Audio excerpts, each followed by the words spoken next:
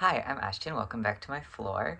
Today I wanted to talk about every book that I read last year. I haven't made a book video in a while, but I really enjoy making them. It's raining slash like freezing hailing outside, so if you can hear some water noises, rain noises, my apologies. I'm gonna edit the sound as best I can, but obviously there's only so much I can do. So ASMR, you're sitting on my floor while there is a wintry mix happening in the outdoors. I did not read that much in 2024. It's been my worst year in a long time. That's on trend. I only read 28 books in 2024, which is not a lot, but that also means that this will be a nice shorter video compared to some of my previous book videos. So first I have some stats that Storygraph came up with for me, and then I'm going to get into every single book I read in order and just talk a little bit about every one and what I thought about them, then the rating I gave them, etc. I switched to Storygraph this year from Goodreads because Goodreads is owned by Amazon and I don't like it as a website. Many people don't. I used Goodreads for a long time, but it's a bad website. Like, if you know Goodreads, if you use Goodreads, you know it kind of sucks.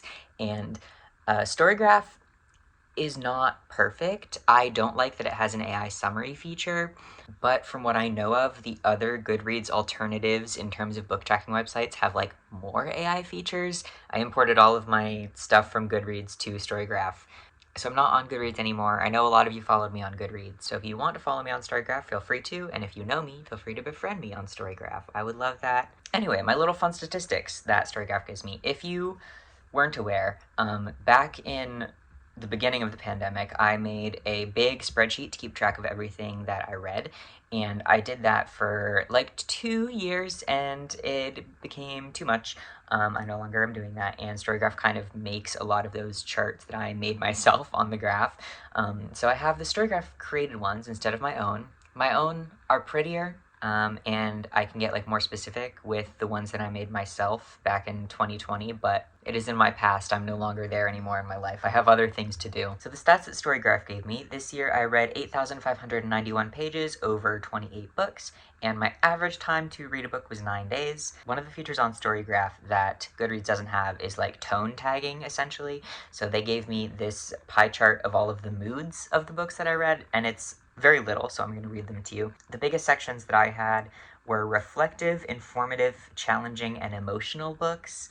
And then after that, a good portion of my books were inspiring, dark, or hopeful. And then the littlest sections were tense, funny, sad, mysterious, and adventurous. So I mostly go for stuff that's reflective and informative, which I feel like is not surprising considering I'm a nonfiction person. I also have a pie chart for how many pages each book was. 46% of them were under 300 pages, another 46% were between 300 and 499 pages, and then a small 7% were over 500 pages. So I read a few long books, and then mostly just like medium-length books and shortish books. This one I thought was kind of funny. I read 25% fiction books and 75% nonfiction books, which I feel like about tracks. As a whole, with like every single book that I've read ever, Storygraph categorizes me as mostly a fiction reader, which is interesting, and I guess it's just because all the stuff that I read as a kid that I have like marked as I have read in my data, a lot of that is fiction. I assume someday I'll catch up and it'll switch to nonfiction, because I definitely read a lot more nonfiction than fiction now, and I have for the past few years, I think. This chart is huge and not going to be readable to you, but I think it's kind of interesting as well. This is the genre breakdown of all of the books I read. The one that is by far at the top with 14 books is LGBTQIA+. Shocking.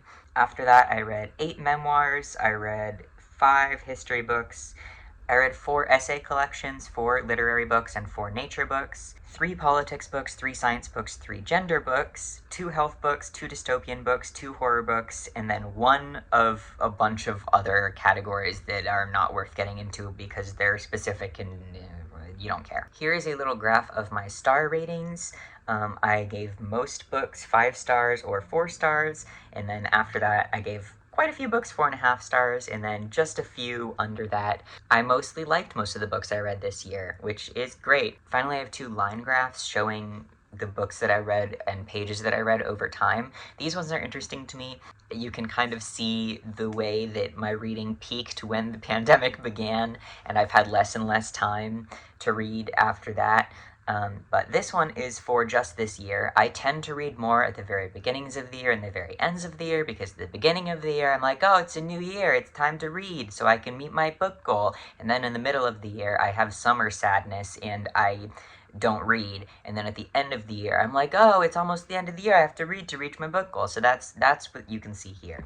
My goal in 2025 is 40 books. I don't know if I'll get there, but I'm keeping my fingers crossed, and I've already read 2 books, and today's the 6th.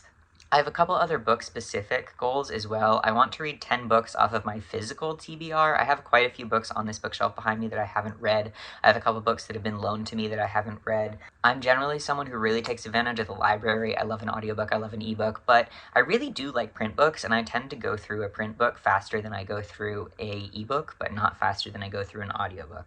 But that is all of the data that I have. Now I'm going to get on to every individual book. I'm gonna just go in chronological order, so starting with the very first book I read this year, and then ending with the most recent, well, not the most recent book that I read, but the last book that I read in 2024. The first book that I read last year, that I read over a year ago, was Robin Wall Kimmerer's Braiding Sweetgrass, Indigenous Wisdom, Scientific Knowledge, and the Teachings of Plants. I gave this book 5 stars. It was a wonderful book to start my year with. I was very thrilled that the first book that I read was like a really great book. I have seen critiques of Braiding Sweetgrass, but for the most part, everyone that reads it loves it. And I would definitely recommend it if you have not read it. It's about kind of the interlacing of scientific knowledge and indigenous teachings over time, and the way that the author learned a lot of those indigenous teachings is very interesting. She goes into her research methodologies a little bit, and she talks about the communities that she's formed. She talks about maples, she talks about reeds, she talks about basket making, she talks about a little bit about moss, although there's more moss in the other book. We'll get to the moss book. Obviously, she talks about sweetgrass. There's a lot in here, and I learned a lot from it, and I still carry a lot of that stuff with me. I really respect and appreciate the way that Indigenous people talk about nature. Obviously, everyone should. Braiding Sweetgrass I put on my environmental shelf, my politics shelf, and my all-time faves non-fic shelf. The second book I read was Another Appalachia Coming Up Queer and Indian in a Mountain Place by Nima Avashia.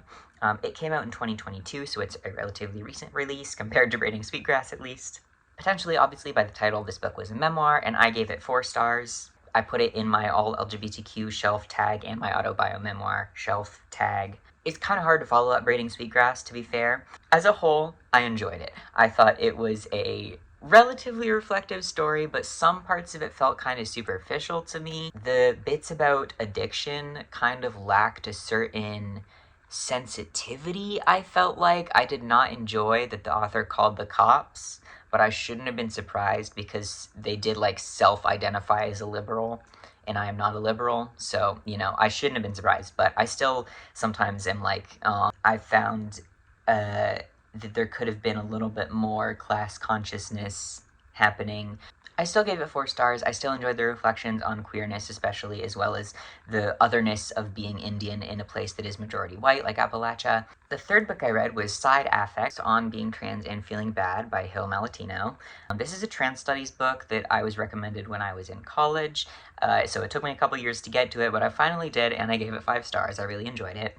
It came out in 2022. I tagged it as all LGBTQ, disability, politics, queer radicalism, and translit by trans folks.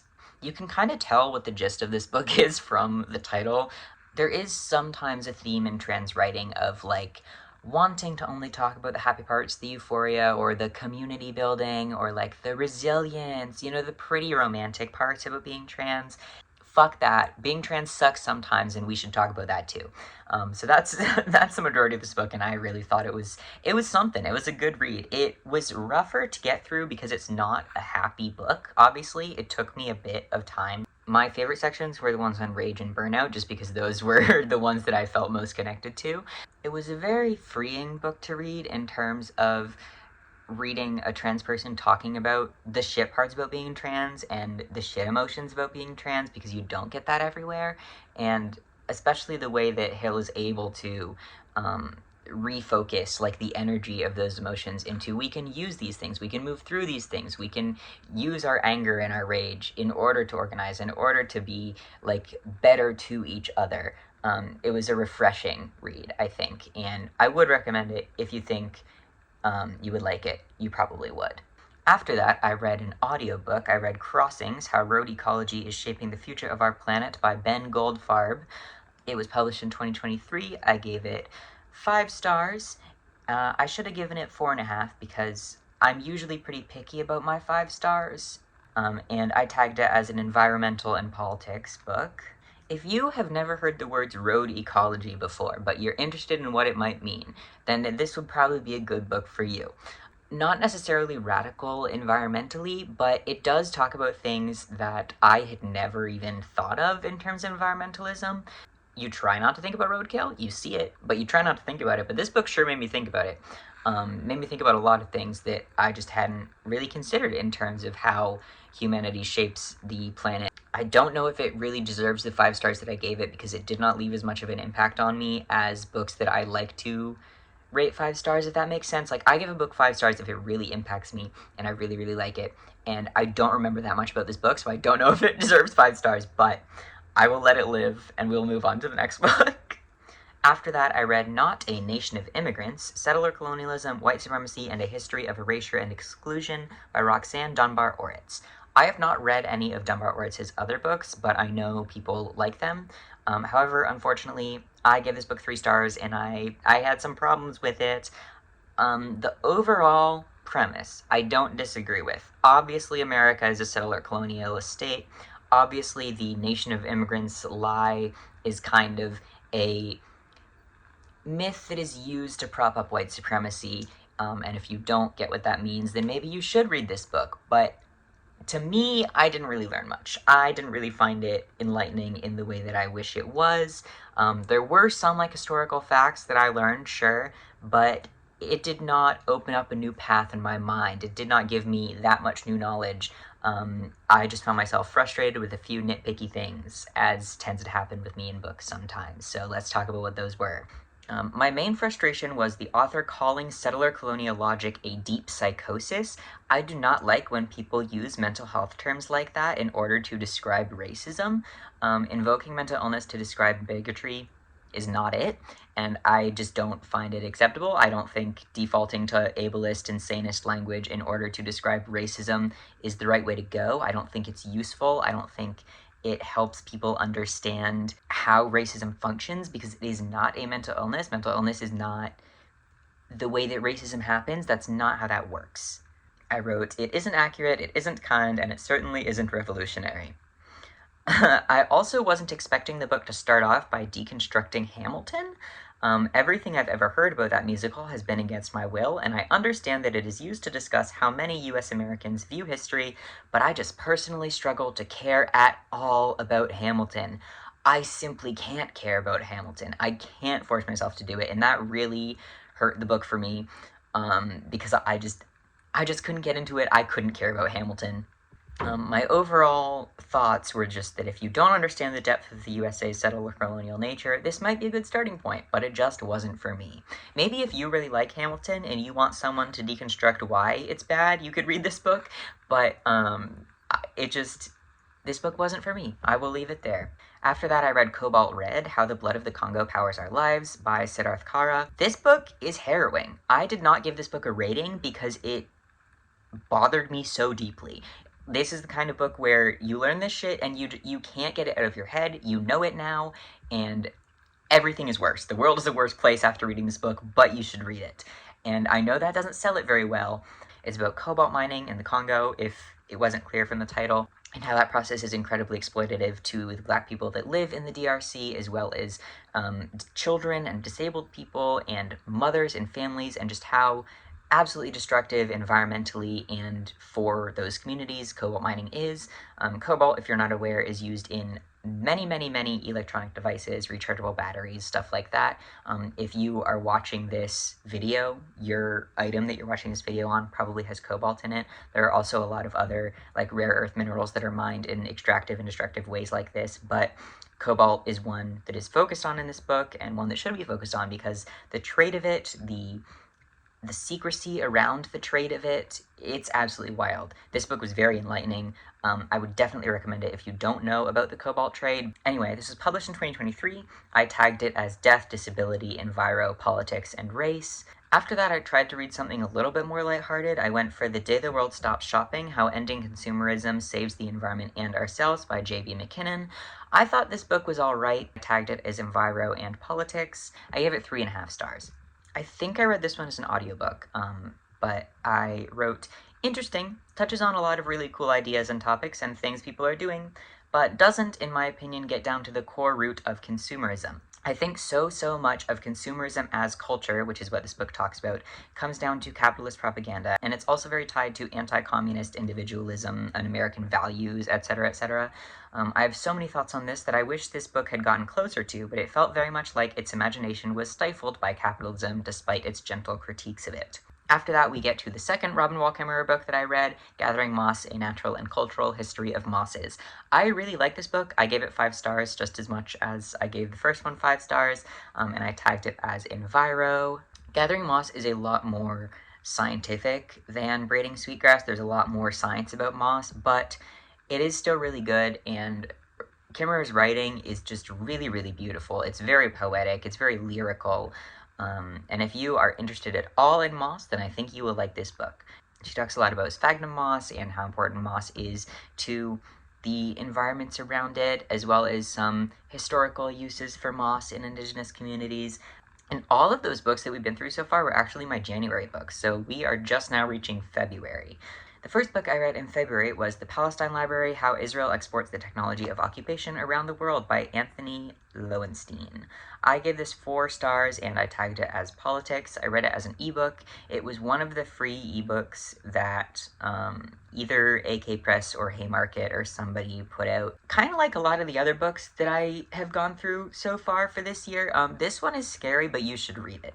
If you are at all interested in how the Israeli military connects to the American military and the American police force, if you're interested in how technology is shared between the Israeli military and the American police force and the American military, and how it is all interconnected, then this is a good book for you. They talk about the Pegasus software, horrifying. They talk about drones, also horrifying. They talk about, like, demolition tactics. The top moods people gave to this book was informative and dark, which I would say is true. Total Tone Shift, the second book that I finished in February, was a book that I unfortunately didn't like. I really wanted to like it and I didn't, but it was Moby Dyke, An Obsessive Quest to Track Down the Last Remaining Lesbian Bars in America by Krista Burton. I tagged it as all LGBTQ and autobiomemoir, and I gave it 2 stars. So, from what I remember, there were quite a few reasons why I just didn't like this book. I hate to stereotype generations. However, the writing of this book was very millennial. If you know what I mean, you know what I mean. You could tell it was written by a millennial white woman. And not that there's anything wrong like that. There are millennial white women that I love. But sometimes you read a book by one and you're like, this is just not for me. It's just not for me. You can kind of tell what this book is about from the title. It is this author and her partner's quest to go to all of the remaining lesbian bars in the States and check them out and do kind of a historical, socio-cultural book kind of talking about all of them and their themes and what they're all like and stuff. And there were like a few sweet moments. There's also a lot of stuff about how she's so happy that she got vaccinated, so COVID is no longer a concern. And it just, the whole book has this air of, like, post-COVID falsehood that is just not true because COVID is still everywhere and is still killing and disabling people at alarming rates. But the author just doesn't care about that, which is fair. A lot of people live that life, but that's not my life. And as someone who still wears a mask everywhere, it kind of sucked to read a road trip book about a girlie who's having fun visiting 20 different lesbian bars that I'll never go to because no one in there is going to wear a mask now. That part didn't feel great to me, and I imagine would not feel good to many of you, because I know a lot of my audience is also still COVID conscious. So, yeah, that part I didn't love. Anyway, if you want to read a book about lesbian bars, this is a book about lesbian bars, but I feel like there is probably a better book about lesbian bars, and if you have a recommendation on that, let me know. I have so many books about gay bars back here behind me, and I don't have that many about lesbian bars, so if you have recommendations to replace this book in my reading for this year, let me know, but I wouldn't recommend this one. Many of the other reviewers would also not recommend this one, but if you want to read it, it is out there, and now I've told you about it. After being terribly disappointed by Krista Burton's book, I read Making Love with the Land, Essays by Joshua Whitehead, and I almost cried multiple times, so I gave it 5 stars, because if a book makes me almost cry, then it gets 5 stars. That's just how I rate them. And this was a queer Indigenous memoir about trauma and pain and bodies, and it was very raw. It is overall really, really pretty. Really well written, and some very lovely insights about kin and family and connection, and I would recommend it if you're looking for a memoir by a queer Indigenous person. It's a good one to get. It's a good one to read. Joshua Whitehead also wrote Johnny Appleseed, which is not an autobio memoir. It's like a novel, but I haven't read it. But I do want to, because I really liked Making Love with the Land, which is more essays, autobio-y. Making Love with the Land came out in 2022, and I tagged it as Race, All LGBTQ, Autobio Memoir, and Disability. After that, I read La Lacuna by Barbara Kingsolver, which was my first fiction of the year in February. I gave it 5 stars. I would maybe consider putting that at a 4.5 now, but I read it as a physical book, hardcover. My boss lended it to me because she thought I would like it, and I did. I thought it was really interesting. It was published in 2009. It was like a historical adventure, not really romance, coming of age. Went through a lot of historical events tangentially. There was Frida Kahlo and Diego Rivera in there. There was Lenin in there. I tend to remember fiction books less well, I feel like, but I did enjoy it. I do remember enjoying it, and if you're looking for a real adventure of a book, then perhaps La Lacuna by Barbara Kingsolver would be up your alley. After La Lacuna, I went back to nonfiction and I read Leg, The Story of a Limb and the Boy Who Grew From It by Greg Marshall, which I gave 2.5 stars. Unfortunately, I didn't really like it. I put it on my all LGBTQ autobio memoir and disability shelves, and I gave it 2.5 stars. I read this because Schizophrenic Reads, who is a book Instagram book person, recommended it because he liked it, but I unfortunately did not. Greg Marshall is gay and has cerebral palsy and talks about growing up with both of those things growing up as a gay person with cerebral palsy in this book, and it's, there are some sweet and interesting and funny moments. There's a lot of very funny moments. I would say overall it's a pretty comical book, but a lot of it just felt kind of cruel to me. I'm gonna read what I said in my review. But this book was disappointing in an odd way. There's a lot I enjoyed about it, a lot of really genuinely interesting reflections on disability, death, family, and gay experiences, but there was a lot that made me uncomfortable in a someone very invested in disability justice way. The author uses both bipolar and schizophrenic in improper and stigmatizing ways, something that I should honestly come to expect from people, but something that I really just can't accept, and something that I simply am going to point it out every time that I notice it because I dislike it. Anyway, especially in the front half of the book, there's a lot of internalized ableism that doesn't feel like it's been entirely broken down, including some that is externalized and leads to borderline cruel descriptions of other disabled people that made me feel bad to read. There's some travel stuff in here, there's some 90s nostalgia-y stuff, and maybe you would like it better than I did. I'm not saying you can't read it, but it just, unfortunately, was not for me. After Leg, I did another 180 and went back to fiction, and I read Paradise Rot by Jenny Hval, which I believe is a translated work. It's a relatively short fiction horror, queer horror, body horror, environmental horror vibe, and I gave it 4 stars and I called it a bizarre little tryst. I think I liked it. Not as much piss as the reviews led me to expect. Enjoyed a lot of the imagery and the overall haunting vibes. A lot of the reviews mention piss. There is a lot of piss in this book, but I didn't really get if the piss was meant to be anything in terms of representing something. I don't know. It was interesting. It was an interesting book. There is a lot of piss. It's about rotting and being a girl, being just a girl that rots. So some of you will be into that, I'm sure. If you like literary horror about girls that rot, then this will be up your alley. And that was the last book I read in February. The first book that I read in March was Octavia Butler's Parable of the Sower, which is the first book in her Parable of the Sower series. I gave it 5 stars. I love that book. I actually just checked out the second book in the series. Anyway, I gave it 5 stars. I tagged it as abolition, all times faves, fiction, and death. If you've read it, you know why. Parable of the Sower was first published in 1993, and it, to this day, is just kind of prophetic. It's a really beautiful book. If you've been in anarchist spaces before, you've probably heard people talking about Octavia Butler and or this book specifically. Parable of the Sower is really, really beautiful. I like this book so much that I was sad when I finished reading it. It lived up to how loved it is. It's kind of a mid-apocalyptic book. It tracks the main character as she runs away from her falling apart home and travels north and tries to get away from everything. But it's about building trust with people and learning when to leave and learning how to leave. I would definitely recommend Parable of the Sower. If you have not read it, I would very, very, very much recommend it. It is probably in your local library. After that, I went back to nonfiction and I read Fen, Bog, and Swamp, A Short History of Peatland Destruction and Its Role in the Climate Crisis by Annie Proulx. Fen, Bog, and Swamp was relatively short. I read it as an audiobook. I remember that I read it while I was scooping poop. I gave it 3.5 stars for one very specific reason, so I'm just going to read you my review.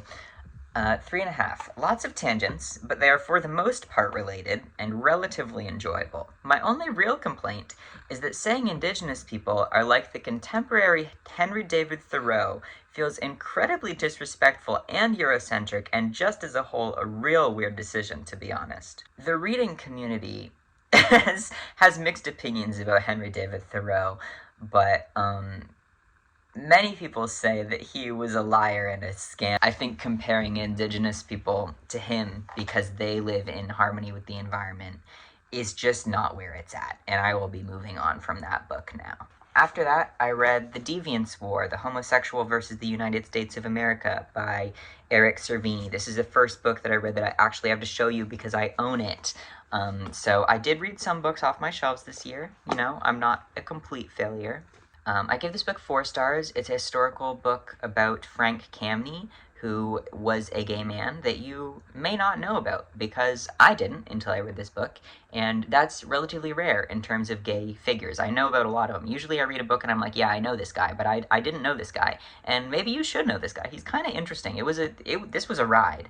Essentially, Camney had a government job that he was dismissed from for being gay, and instead of being sad about that, he decided to sue the United States. It didn't really work out for him, but it was a really interesting journey, and he certainly learned a lot in doing it. He was in the Mattachine Society, which you may have heard of, super early gay civil rights group, and he did a lot of writing. He did a lot of writing and a lot of letters, and a lot of that is pulled on in this book, and you can tell that Cervini did like a shit ton of research to write this, so I definitely respect that. Camney was a fascinating figure whose politics I do not necessarily agree with, but do find very fascinating. He kind of has more of an assimilationist vibe than I do, but if you want to learn about a niche gay historical figure, then this is the book for you. If you're not interested in a niche gay historical figure, I can understand that. After that, I read The Country of the Blind, a memoir at the end of sight by Andrew Leland, which I gave 4 stars. I tagged it as an autobiomemoir and a book about disability. I read this one in September. This was my only September read. Leland has retinitis pigmentosa, which is a condition that causes you to lose your sight over time. So he's writing this kind of as he's losing his sight, as well as he's exploring the world of blindness and blind history and blind figures and blind ways of seeing the world. It was an interesting book. It's not my favorite book I've read on blindness. I think I preferred Theraplant Eyes, and I don't remember if I read that this past year or the year before. There was a lot of Leland unpacking his own internalized ableism throughout the book, and that's something that I really enjoyed. I thought it was very interesting and very like raw and vulnerable to be able to talk about that sort of thing, and he did it in a relatively like respectful way, where his internalized ableism was not like projected in the way that sometimes it is. I really enjoy a memoir that interacts with history, especially when they like intertwine the two things, and it made sense in this case. So I gave it 4 stars, thought it was pretty okay. I had a couple comments in my review that I wanted to share. I was thrown off by a few things that made me unable to give it a full 5 stars. Using Israeli as a descriptor without any critique or reflection, that seems to happen more than I would like it to.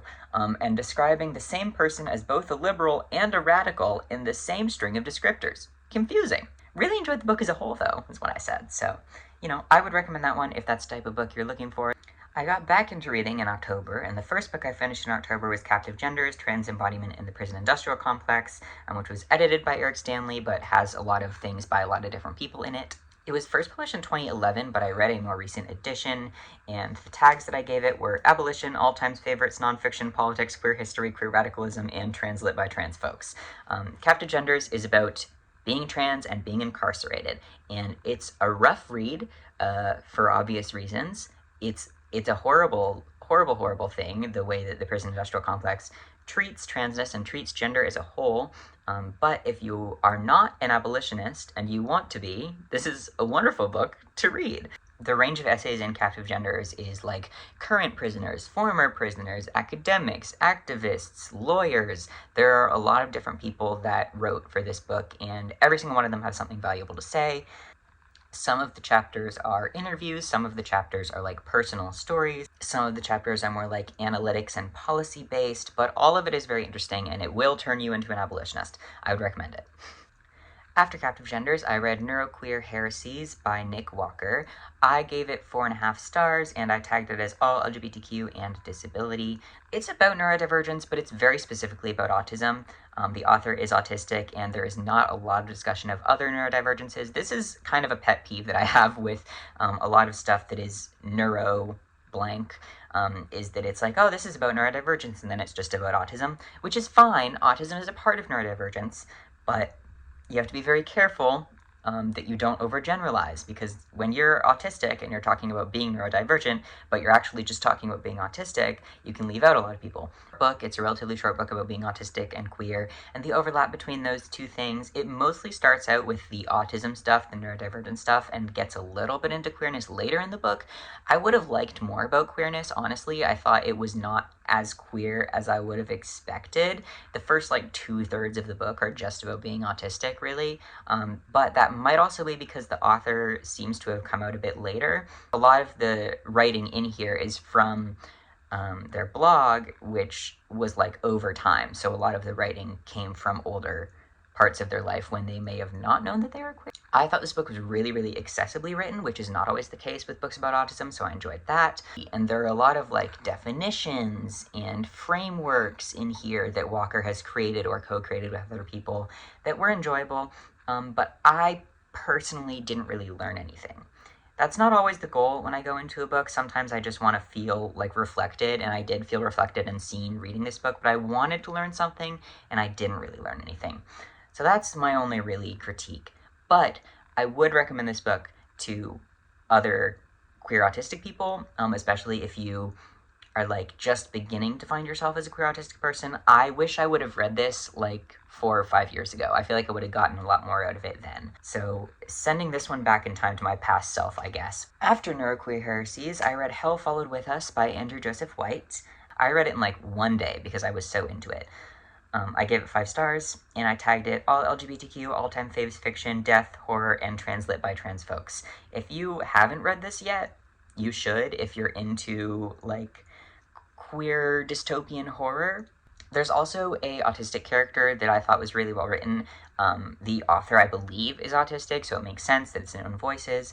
So yeah, autistic, queer, horror, 3 things that I'm very into, and I really enjoyed this book. After that, I went back to nonfiction, and I read Transland, Consent, Kink, and Pleasure by Mick Sly. This book I'm not going to talk too much about just because of the nature of it. It was very messy. It was very, very explicit. There was a lot of kink happening that I was not even expecting, despite the title. I should have expected it, but it was there. They talked about some scenes that they did, and the specific outcomes of specific scenes that they did. There was a lot going on. Without spoiling it, I will say that I did not find it particularly relatable. Mick Sly is someone that I think it would be fun to have a conversation with. They're not someone who I think is similar to me in many ways in terms of the way that they experience consent, kink, and pleasure. It gets a lot into like their personal traumas and the way that they have used consent, kink, and pleasure to work through those things. It's very personal. I don't think this is a good read for people that don't know much about kink to begin with, but if you already are aware of it and you are looking for something that is kind of a critical look at it, it was interesting. After that, I read another book that my boss lent to me because she thought I would enjoy it. Tomorrow and Tomorrow and Tomorrow by Gabrielle Zavin. I gave it 4 stars. This is a book about characters who refuse to communicate with each other about their emotional problems that are trying to make video games together. I gave it 4 stars because I really enjoyed most of it, but there's one character who sucks. He's a bad person, like, and I think he's meant to be a villain kind of, right, in the book. There's not a real villain, but he's like a bad guy, and you can tell. And he's Israeli, of course. I don't know why this keeps happening to me. I keep reading a book and I think it's going to be good, and then they're like, oh, this character's from Israel, and I'm like, no, they're not. I got through this one pretty quickly. I did enjoy it. I'm going to give it back to my boss. It's very immersive. It takes you through, like, a span of many, many years of the 2 main characters' lives, and I did find it interesting, even if I didn't love everything about it. After that, I read another fiction book, which was The Sapling Cage by Margaret Killjoy. I think The Sapling Cage was the only new release I read this year. It came out in 2024, and I really, really liked it. I gave it 5 stars. It is about a trans witch who switches places with her best friend, so her best friend can become a knight and she can become a witch, and they travel and she meets other witches and she learns about another witch that has been trans in the past, and she thought she was the only one and she wasn't, and there's magic and there's some horror elements and there's really cool and complicated relationships and there's witches being witches, and it's really fun. It's a really fun adventure with kind of an anarchic social system that happens that is really beautiful to witness. Margaret Killjoy is an anarchist. There are worms, like WYRMS worms, so that's fun. I love a worm. I believe there's going to be a sequel to this one, which I'm excited about.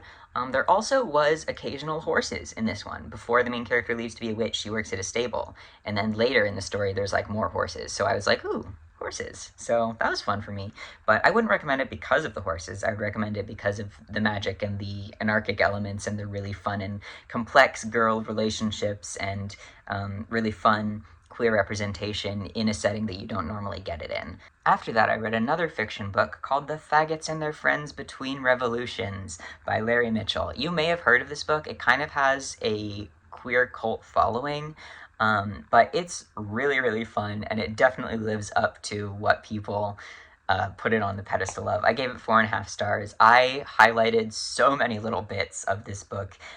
It's about fags creating a revolution with women, and having gay sex, and living on communes, and worshipping flowers, and being fairies, and it's very poetry-based. It came out in 1977. It's not like a contemporary manifesto. It's like an old, fun and playful book with drawings and sketches.